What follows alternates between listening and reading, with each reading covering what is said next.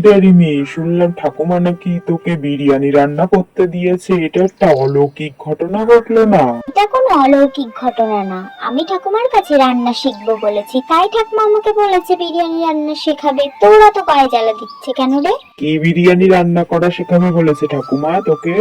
লাল শাকের বিরিয়ানি রান্না করা শেখাবে বলেছে ঠাকুমা আমাকে। তাহলে চল নারায়ণদার দোকান থেকে ভালো লাল শাক কিনে নিয়ে আসি তোর জন্য। চল তাহলে যাওয়াই যাক।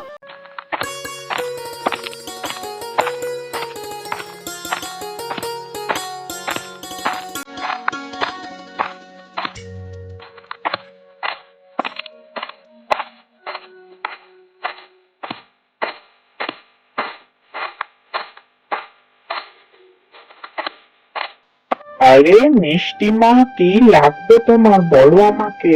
আমার লাল শাক চাই, তোমার দোকানে সেরা লাল শাকটা দাও তো আমাকে। হ্যাঁ রে রিমিমা, আজ সকালেই তো নদীর পাড়ের পাশের বাগান থেকে তুলে নিয়ে এসেছি, কিন্তু দামটা একটু বেশি পড়বে।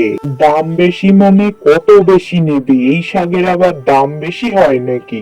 আরে এই শাকের পাতায় তো রং আছে, শক্তিও আছে, ওই জন্যই তো এই শাকের দাম বেশি। ঠাকুমা আমাকে বলেছিল এই শাকের রং আর গন্ধ একদম আলাদা হয়।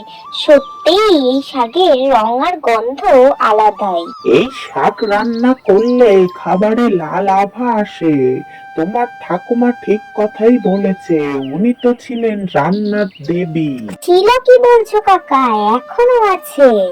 আচ্ছা ঠিক আছে, তুমি তাহলে লাল শাকটা দাও, আমাদেরকে তো আবার বাড়ি ফিরতে হবে।